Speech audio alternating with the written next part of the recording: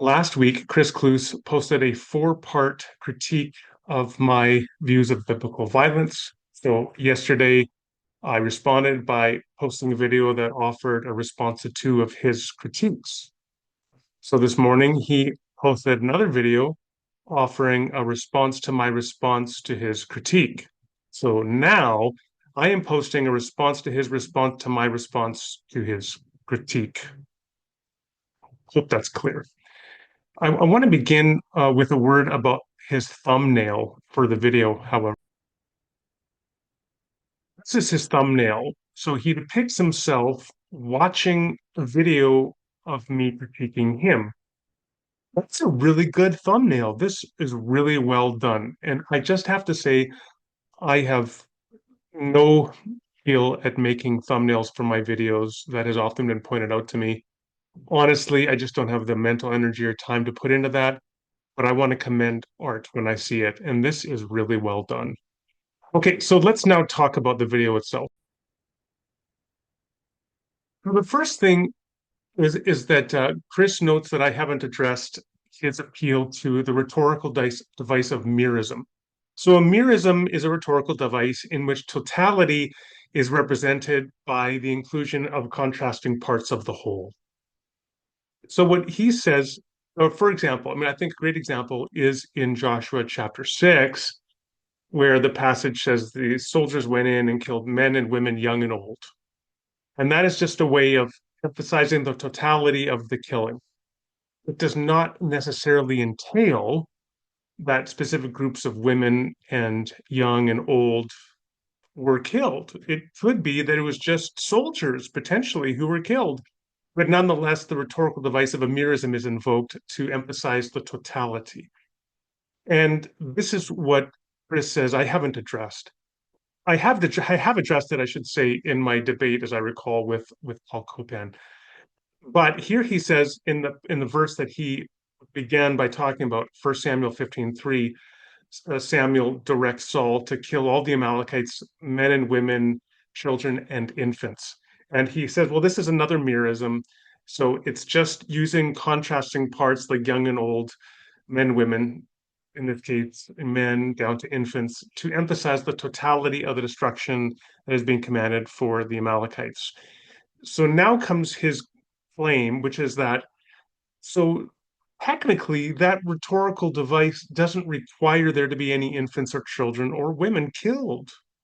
It could be that it's just a rhetorical device to emphasize totality.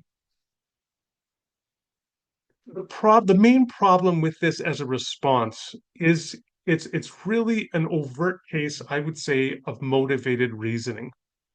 And certainly that is the case, I think, when Paul Copan uses this same approach to appeal to a merism.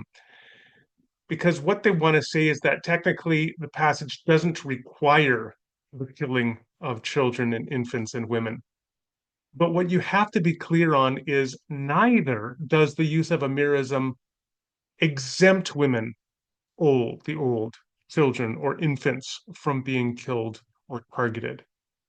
In other words, the merism is consistent with the killing of an indiscriminate number of children, of infants, of women, of non-combatants generally. Keep in mind that a merism is a rhetorical device that uses contrasting parts of the whole to represent the whole. Children and infants and women and other non-combatants are not being exempted in the destruction of Jericho in Joshua 6 or in the destruction of the Amalekites in 1 Samuel 15. They are part of the targeted group. So really what Chris is doing here, I think it's just really sort of red herring.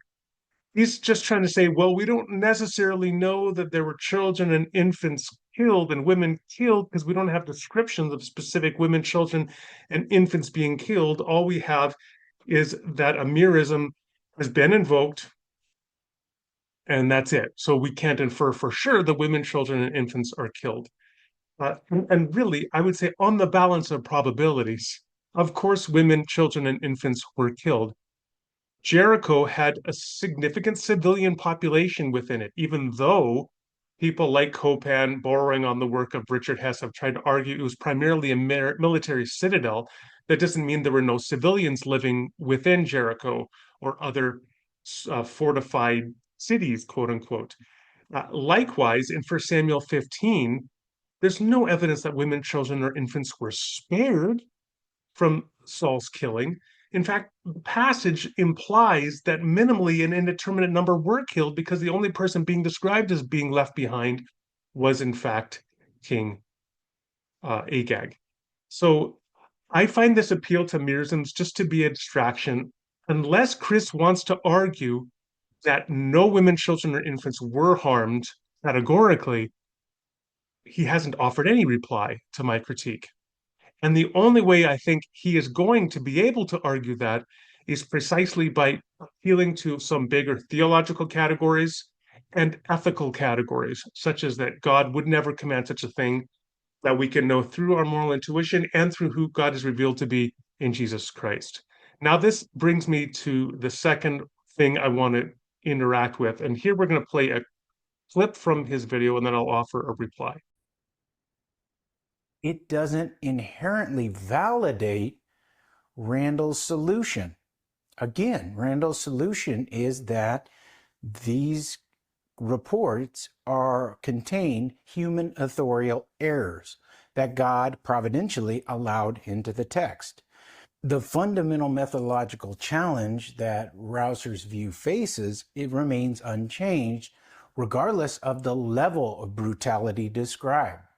The key questions are, on what reliable basis do we determine if this narrative accurately reflects God's specific, albeit severe, judicial action in that unique historical moment, or if it's a human authorial distortion? We can ask, is the proposed standard, which for Rausser is primarily intuition and a selective reading of Jesus's character? Okay, I just have to interject here. I pointed this out to Chris a couple times now, and I think he just can't help to make what I'm going to call kind of a cheap shot. So he says a selective reading of Jesus's character. That, of course, begs the question. Really, what he's saying here is he doesn't like my particular theological interpretation of Jesus as, I guess, being nonviolent and not affirming the slaughter of men, women, and children. It doesn't mean it's a selective reading. When I interacted with Chris in our debate last week, he he tried to give some examples of why he thought I was engaged in selective reading. And one example he gave was to refer to Jesus talking about the separation of the sheep and the goats and the eternal punishment of the goats in Matthew 25, and also how Jesus is presented as violent in the gospel or in the book of Revelation. And my response to him there was to note that there are other interpretations of Matthew 25 than that Jesus is teaching eternal conscious torment, including the universalist interpretation. And there I said, look, read, for example, Robin Perry, where he points out that aionios is a period, an indefinite period, but should not be read as an eternal period. And so when he talks about one group going off into an eon or aionios of judgment and the other of life, these are both contrasting states penultimate to the final state. So Jesus is not teaching here about one group going off to eternal conscious torment. And I also noted that you should read pacifistic, non-violent readings of the book of Revelation. I said, start with the work that Richard Bauckham has done on this. I mean, look at the readings when Jesus is described. I think it's Revelation 17, riding on the horse, and then his sword dipped in blood, and so on. And there's a violent reading of that. There's also a non-violent reading of that. That the sword is the word proclaimed, and the blood is the blood of Jesus himself, which he gave on the cross for us. And that the key moment in the book of Revelation is that when you turn around to see who the lamb is, you see it is in fact the lion, I should say, is a lamb slain from the foundation of the world. So this is a key revelation into who God in Jesus in fact is. So you can't say my view is selective without doing your work to look at the totality of evidence that one could marshal for the view. Now, he does something similar in just another moment, so I'm going to play another bit of this clip. Epistemically sufficient to overturn the text's explicit claim about God's command.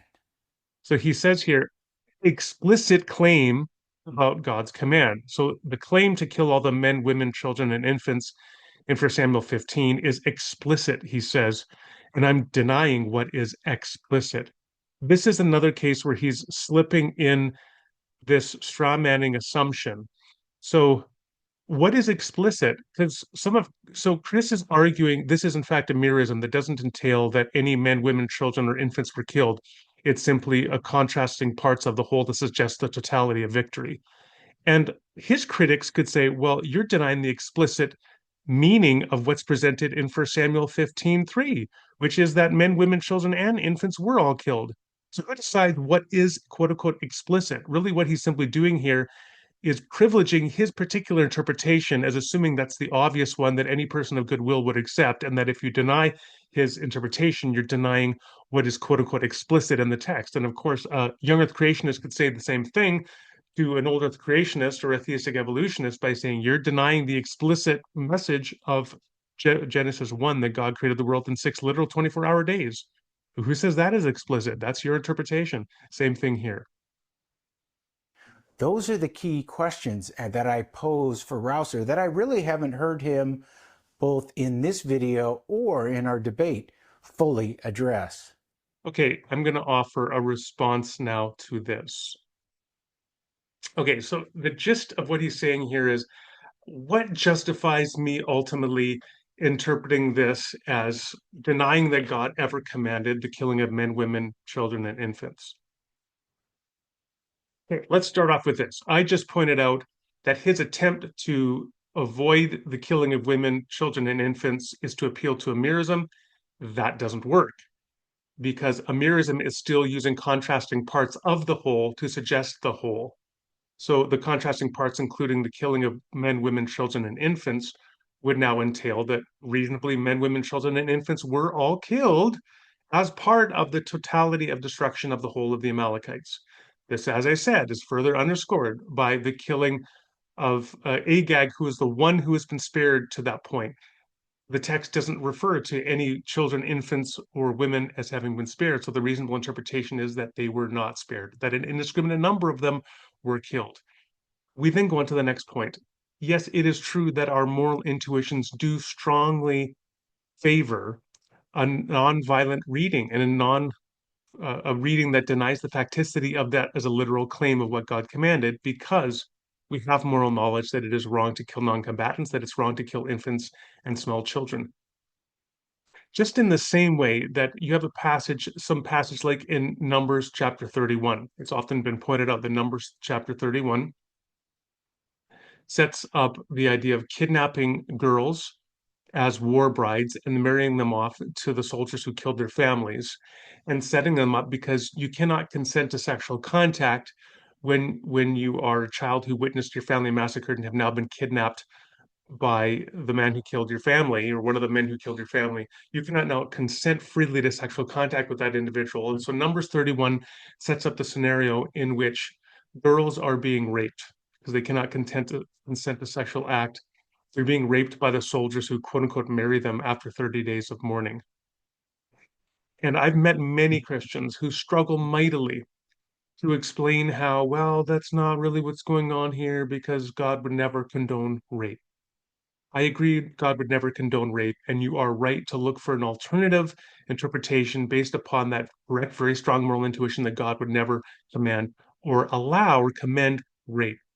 But on what basis on God's green earth do you think God would commend butchering of women, children, and infants? People who profess to be pro-life, who have this absolute moral conviction that God would never allow the killing of an embryo 10 days post fertilization, somehow have a deep sense that God would commend the bludgeoning and slaughter of a 2-year-old. What is the moral framework in which people work like this? How do they address the cognitive dissonance that that produces? So don't underscore power of moral intuition as a guide when you are reading the text. As Martin Luther himself said, it is wrong to go against your conscience. Okay, additionally, what else could I justify? Could I invoke to justify that God did not, in fact, command the killing of women, children, and infants? Well, let's talk about the historical question. This account comes from a text that dates hundreds of years after the purported events occurred. Now, Christian apologists love to talk, when they're talking about Jesus and the historical life, death, and resurrection of Jesus, they love to talk about the close proximity between the written text and the events it describes as being a matter of decades. And that's fair. That warrants you a relatively high degree of conviction on historical grounds that the events occurred because you have multiple different sources attesting to the event decades after the event. On historical grounds, that's good. You have nothing like that for the killing of the Amalekites. You have a source from hundreds of years later. What gives you the conviction on historical grounds that God, in fact, commanded the killing of Amalekite women, children, and infants? And then, yes, there is the whole theological framework of who Jesus is. Chris may not like what I believe Jesus to his life to be and what he taught, but I talk about it at some length about a Christocentric nonviolent hermeneutic in Jesus Loves Canaanites. I would simply direct the reader or the interested party to look at what I've said there in more depth. But time and again, we see Jesus reinventing understandings of how we deal with enemies and outgroups by saying it has been said, hate your enemies. I say, love your enemies. Forgive them 77 times. Take up your cross daily and follow me. For God so loved the whole world that he gave his only son. But God is like a loving father that runs to embrace the prodigal, and we are all prodigals. To go on and on and on. All of those, that biblical theological framework informs how one is going to read a passage that talks about the slaughter of women, children, and infants. So if Chris can continue to say that he's dissatisfied with my approach, but his personal dissatisfaction at my approach is not in and of itself an argument that one ought to accept the killing of women, children, and infants, nor the ambiguation, deflection that occurs when one tries to invoke a merism as a way of not directly addressing the killing of women, children, and infants. And with that, I will conclude.